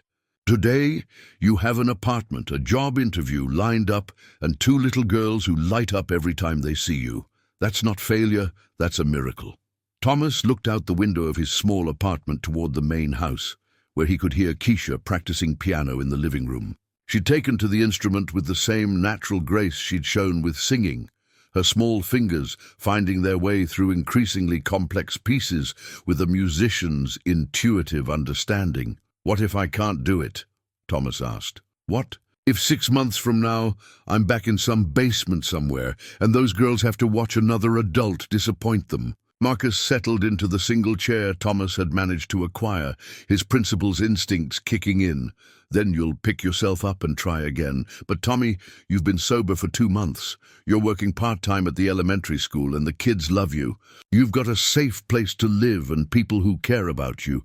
What more do you need to prove that you're not going back to that basement?" Before Thomas could answer, there was a knock at his door. 3 short raps followed by 2 longer ones. The pattern Keisha had invented to announce herself. He opened the door to find her standing there, with Zara balanced on her hip, both girls beaming at him with the kind of uncomplicated joy that still caught him off guard. "Thomas!" Keisha announced. "Zara said your name. Tell him, Zara, tell him what you said." The baby, now 15 months old, and walking with the determined wobble of someone who'd recently discovered the world was hers to explore, looked at Thomas with serious dark eyes and said, clear as day, "Thomas." The sound of his name in her tiny voice hit Thomas like a physical blow. In all the complexity of custody arrangements and social service evaluations, he'd somehow forgotten the simple miracle of being important to someone, of having his presence matter in ways both large and small. "That's her third word," Keisha reported proudly. "Mama was first, then Quiche. That's what she calls me, and now Thomas. She's been practicing all morning." Thomas knelt down to Zara's level, and she immediately reached for him, her small arms wrapping around his neck with the absolute trust that only children possess. "Hello, Zara," he said softly. "I'm happy to see you too." The moment was interrupted by the sound of a car door slamming in the driveway. Through the window, Thomas could see a taxi pulling away from the curb, leaving behind a figure that made his heart sink and Keisha's face light up simultaneously. Diana Williams stood at the gate to Marcus's property, looking both familiar and strange. She was thinner than Thomas remembered from Keisha's photograph, her face marked by the particular kind of weariness that came from fighting a losing battle against addiction. But she was clean. He could see it in her posture, in the way she held herself with the careful dignity of someone working hard to rebuild their life. "Mama!" Keisha shrieked, passing Zara to Thomas and running toward the gate. The reunion was everything Thomas had imagined and feared. Diana gathering her daughters against her chest, tears streaming down her face, Keisha chattering excitedly while Zara, who barely remembered her mother, clung uncertainly to Thomas's shoulder. Marcus emerged from the house, his face a careful mask of controlled emotions. Thomas knew his friend well enough to recognize the signs of internal struggle. The principal who'd spent years dealing with troubled parents, warring with the father who'd watched his daughter nearly destroy herself and her children multiple times. "Diana," Marcus said carefully, "this is unexpected." "I know, Daddy. I know I should have called first. But I finished the program, 90 days clean, and I got a job in Springfield, and I wanted to see my babies." Diana's voice was steadier than Thomas had expected, but he could hear the underlying fragility, the careful control that marked early recovery. "Where have you been staying?" Marcus asked. "Sober Living House on the east side. I've got a room there for another 3 months while I save up for my own place." Diana's eyes found Thomas over Keisha's head, and he saw both gratitude and suspicion in her expression. "You must be Thomas. Keisha told me about you when I called last week." Thomas felt the weight of that admission. Diana had been in contact with the children, and neither Marcus nor the girls had mentioned it to him. He understood the careful dance of recovery, the way families learn to manage their hope and expectations, but it still stung to realize how peripheral his role really was. "Your daughters are extraordinary," he told Diana. "They've been through so much, but they're strong and resilient, and—" "They're my children," Diana interrupted, not unkindly, but with the firmness of someone reclaiming territory. "I know I messed up. I know I left them in a terrible situation. But I'm clean now, and I'm working the program, and I want them back." The words hung in the air like a challenge. Marcus's jaw tightened, and Thomas could see the careful balance of the past 2 months threatening to collapse under the weight of legal realities and family dynamics. "Diana," Marcus said gently, "it's not that simple. There are custody arrangements. Now court orders, social service requirements." "I'm their mother," Diana said, and Thomas heard desperation creeping into her voice. "I have rights." "You abandoned them," Marcus replied, his own control slipping. Keisha was 8 years old, caring for a baby in an abandoned building. Zara nearly died from pneumonia because there was no adult taking care of them. Rights come with responsibilities, and you— I was sick, Diana shot back. I'm an addict. Daddy, that's a disease, not a moral failing, and I'm getting better. Thomas watched the argument unfold with a growing sense of inevitability. This was always where they were heading, to this moment when the legal system and family bonds and the messy realities of addiction all collided in the lives of two little girls who deserved better than any of the adults around them had been able to provide. Keisha, sensing the tension between the adults, moved closer to Thomas, slipping her small hand into his. Zara, still in his arms, had gone quiet, her dark eyes moving between her mother and the man who'd become her anchor. Over. The past months. What happens now? Thomas asked, though he already knew the answer would complicate everything they'd built together. Eleanor's wedding ring had lived on a chain around Thomas's neck for 5 years, a weight he'd grown so accustomed to that he'd forgotten it was there until moments when grief struck fresh, and he found himself touching it through his shirt like a talisman against despair. Now, sitting in family court 3 weeks after Diana's return, Thomas felt the ring's familiar pressure against his chest as he waited to testify in the custody hearing that would determine the girls' future and his own role in their lives. The courtroom was smaller than he'd expected, more like a conference room than the grand chambers of television drama. Judge Patricia Hendricks presided with the weary authority of someone who'd presided over too many broken families, while lawyers shuffled papers and social workers consulted clipboards filled with the minutiae of human tragedy. Diana sat at one table with her court-appointed attorney,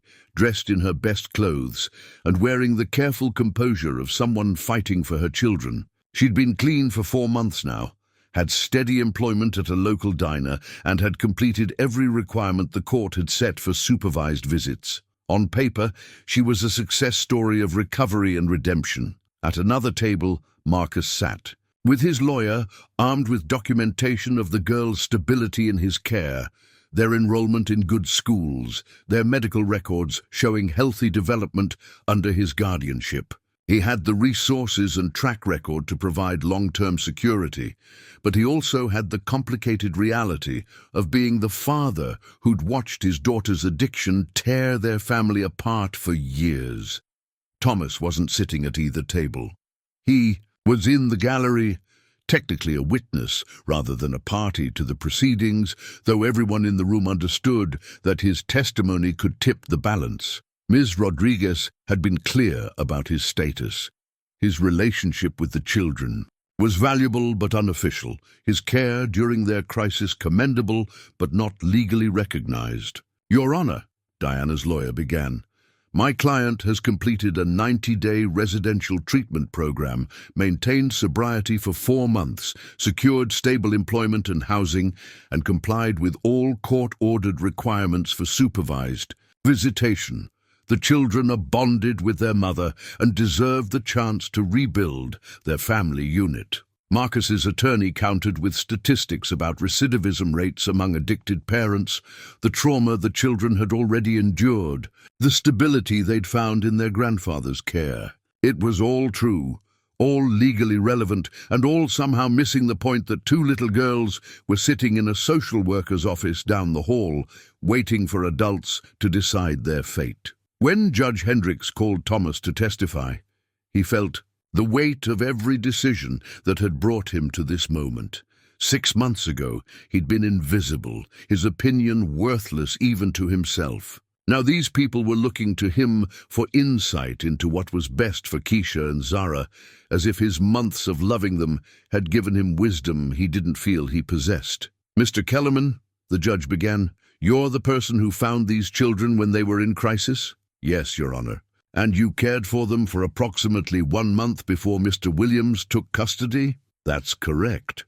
In your observation, how did the children respond to being reunited with their mother? Thomas chose his words carefully. Keisha was overjoyed to see her mother. She loves Diana very much, and she's been hoping for her return since the day we met. Zara was more cautious. She doesn't remember Diana as clearly, but she warmed up to her during the supervised visits. And how would you describe the children's relationship with their grandfather? They feel safe with Marcus. Keisha has been able to be a child again instead of carrying adult responsibilities. Zara has thrived in the stability and routine. They trust him completely. Judge Hendricks nodded, making notes. Mr. Kellerman, I understand you've developed a significant relationship with these children yourself. Yes, Your Honor.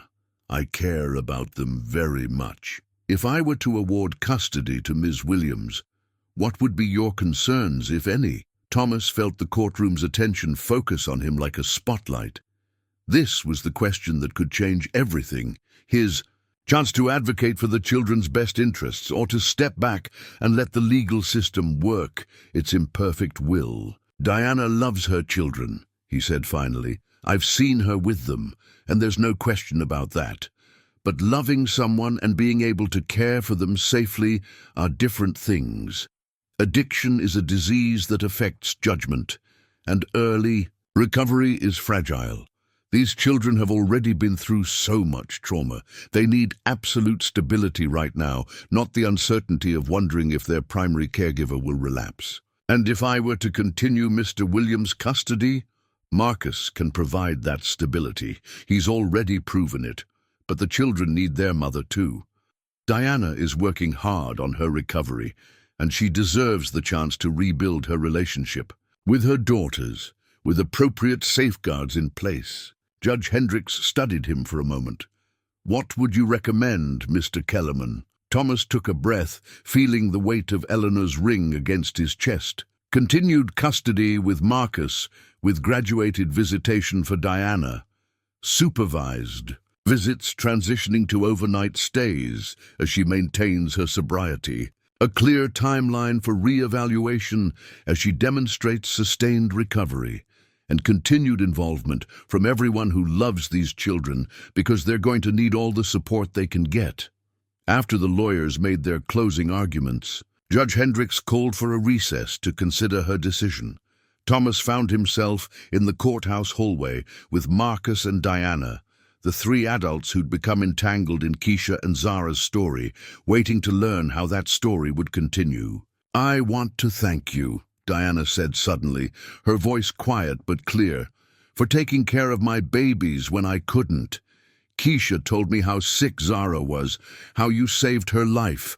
I'll never be able to repay that. Thomas studied her face, seeing echoes of Keisha in her features, understanding for the first time how beautiful she must have been before addiction carved lines of weariness around her eyes. You don't need to repay anything, he said. Just stay clean. Keep working your program. Your daughters need their mother. Are you going to stay involved? Diana asked. In their lives, I mean. Keisha talks about you like your family. Thomas looked at Marcus, seeing encouragement in his old friend's eyes.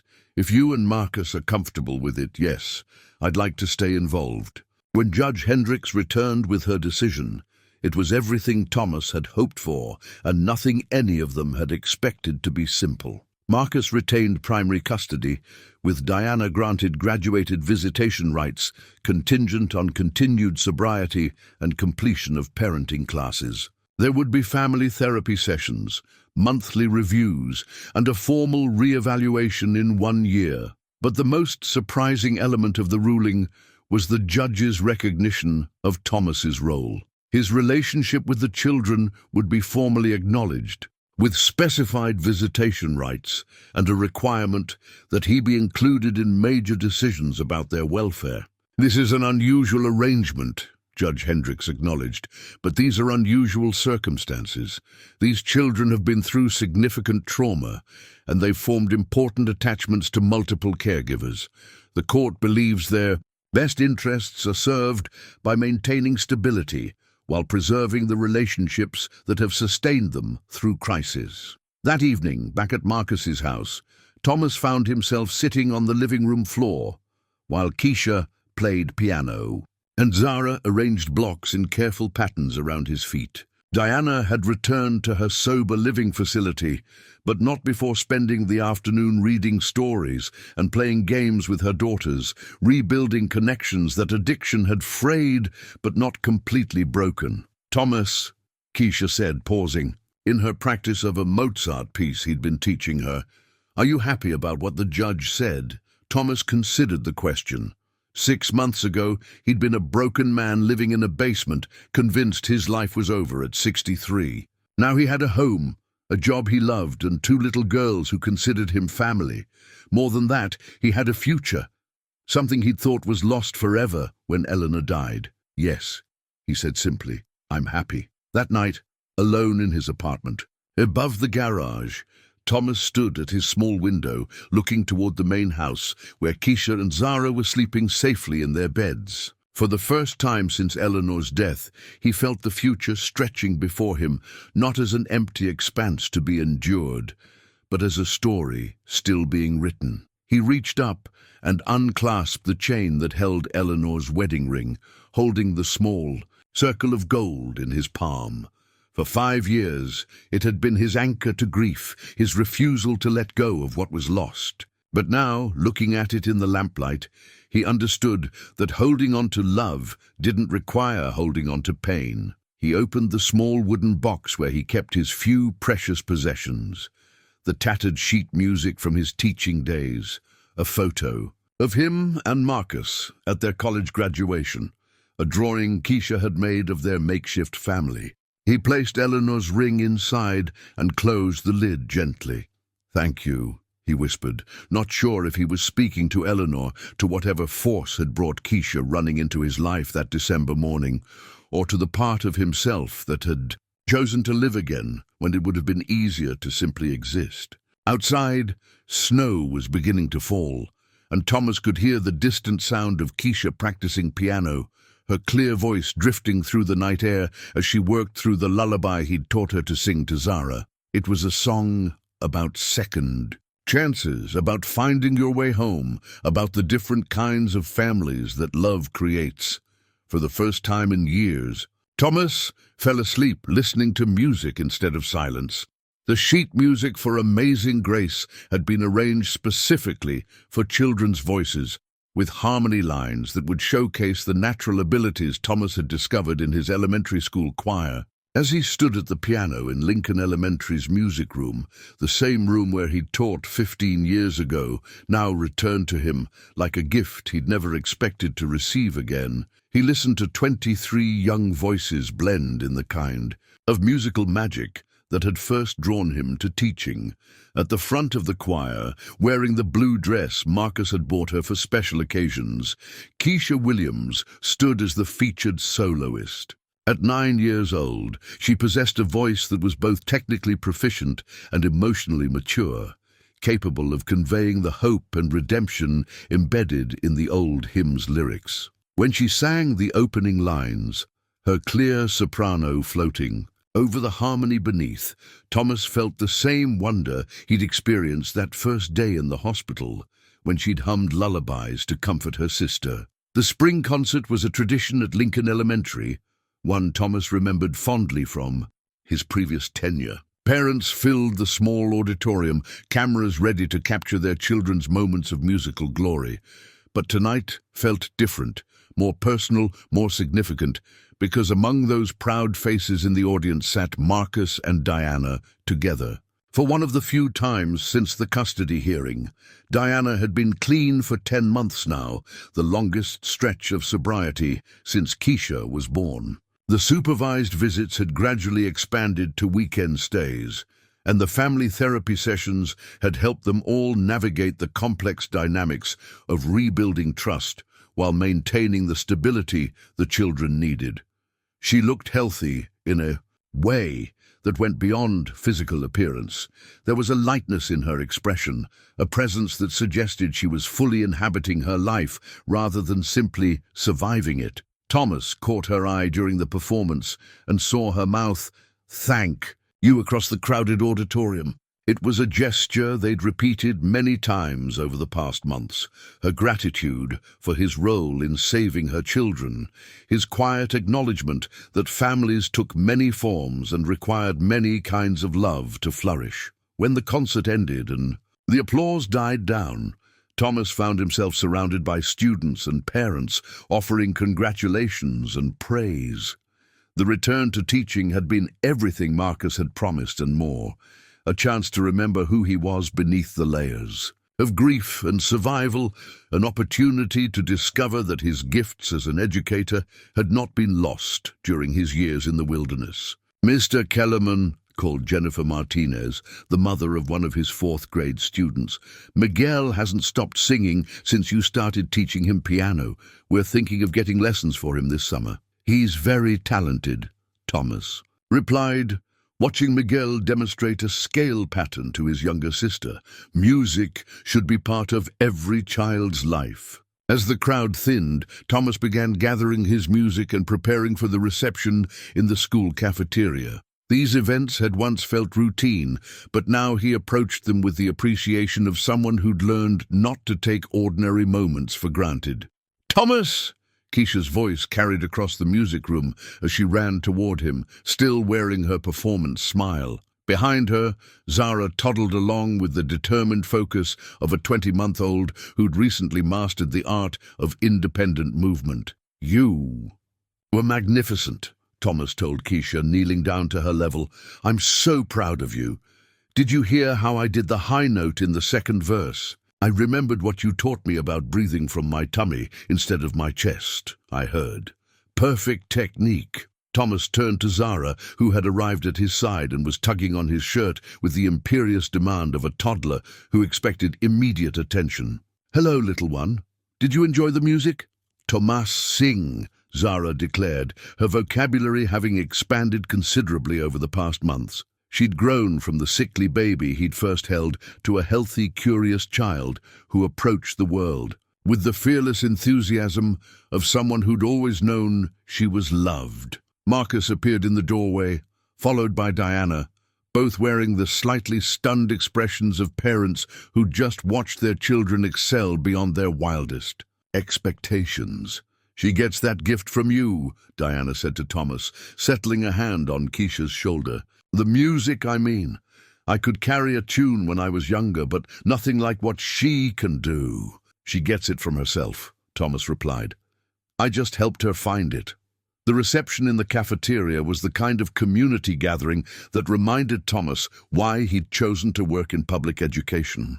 Teachers, parents, and children mingled over punch and cookies, sharing stories and building the connections that turned a school into something more than just an educational institution. Thomas found himself at a table with Marcus, Diana, and the girls, plus several other families whose children had performed in the concert. The conversation flowed easily, discussions of summer plans, vacation destinations, the eternal challenge of keeping children occupied during the break between school years. "Thomas," Diana said during a lull in the conversation, "I've been meaning to ask you something." Thomas looked up from helping Zara navigate a particularly challenging cookie, noting the serious tone in Diana's voice. "Keisha's birthday is next month. She wants to have a party, a real party, with cake and decorations and friends from school. I know you missed her 9th birthday because of everything that was happening then, but I was hoping—" She paused, searching for the right words. "Would you help me plan it? I've never actually thrown a birthday party for her before." The admission was offered without self-pity, but with the honesty that recovery had taught Diana to embrace. There had been many firsts over the past months. First school play she'd attended, first parent-teacher conference, first time tucking both girls into bed in her own apartment. "I'd be honored to help," Thomas said, remembering Keisha's whispered birthday wish from that night in the hospital waiting room. A cake that was just for her, such a simple desire, but one that spoke to all the ordinary childhood experiences she'd missed while taking care of her sister and navigating her mother's illness. "Can we have music at the party?" Keisha asked. looking between Thomas and her mother with the careful hope of a child who'd learned not to expect too much, but couldn't stop herself from wanting. "What kind of music?" Diana asked. "The kind where everybody sings together, like at church, but not church songs. Songs that make you feel happy." Thomas smiled, understanding exactly what she meant. "We can absolutely have that kind of music."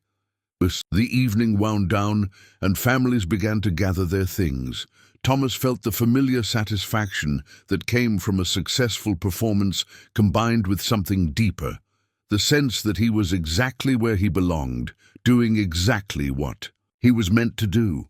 "Thomas," Marcus said as they walked toward the parking lot, "I've been thinking about next year. The district is looking for someone to coordinate the elementary music program across all 6 schools. It would mean more responsibility, better pay, a chance to influence music education at a broader level." Thomas considered the offer as he watched Keisha skip ahead of them, still humming fragments of Amazing Grace, while Zara chased after her with the single-minded determination of a toddler who refused to be left behind. "Are you recommending me for the position?" he asked. "I'm telling you it's yours if you want it. You've proven yourself this year, with the students, with the parents, with the administration. But more than that, you've remembered who you are." Later, that evening, in the quiet of his apartment above the garage, Thomas sat at the small table where he did his lesson planning and grading. Before him was a stack of evaluation forms from parents, filled with praise for the program he'd rebuilt and gratitude for the way he'd nurtured their children's musical development. But what struck him most was not the professional validation, though that was deeply satisfying, but the personal transformation those evaluations reflected. Parents wrote about a teacher who was patient and encouraging, who found ways to reach every child, regardless of their natural ability, who had created a classroom environment where music became a source of joy rather than stress. It was the teacher he'd always wanted to be, refined by experience and humbled by loss, but ultimately strengthened by the understanding that education was about more than imparting knowledge. It was about helping young people discover who they were meant to become. Through his window, Thomas could see the lights in Marcus's house, where Keisha was probably practicing piano while Zara played with blocks nearby. On weekends, Diana would join them for dinner, slowly rebuilding her relationship with her daughters while maintaining the structure and support system that kept them all stable. It wasn't the family any of them had originally envisioned, but it worked. More than that, it thrived, a collection of people who'd found their way to each other through crisis and chosen to stay connected through love. Thomas opened the small wooden box where he kept Eleanor's ring, now a cherished memory rather than a chain binding him to grief. Beside it lay the piano keys keychain that Marcus had given him decades ago, worn smooth by years of being carried through triumph and disaster. Tomorrow he would call the district office and accept the promotion Marcus had offered. Next month he would help Diana plan Keisha's first real birthday party.